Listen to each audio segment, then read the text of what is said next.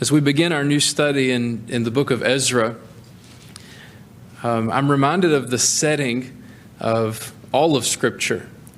All of Scripture finds its context, finds its beginning in the narrative that we're familiar with from Genesis chapter 1, 2, and 3, how that God made the world and everything in it, and everything He made was good.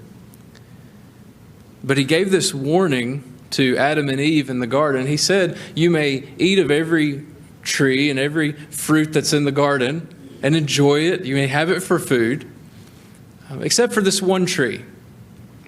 He said, if you eat of the tree of the knowledge of good and evil, that tree that's in the midst of the garden, here's the warning, you shall surely die. That was a promise, a warning. They could have gone on and enjoyed all of God's blessings in the land that He had given them, eaten of all the other fruits, and never once walked the direction of that tree, and they would have been happy in their relationship with God and the land. But despite God's warning, they sinned, they disobeyed, they ate of the fruit.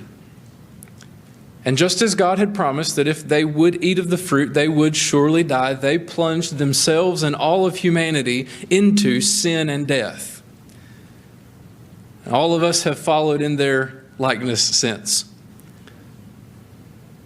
But in all of that which happened in Genesis 1 and 2 and 3 and their sin, God did not leave them without a promise for restoration. He said in Genesis chapter 3, verse 15, He said, I will put enmity between you and the woman, between your seed and her seed. He shall bruise your head and you shall bruise his heel. And there God gave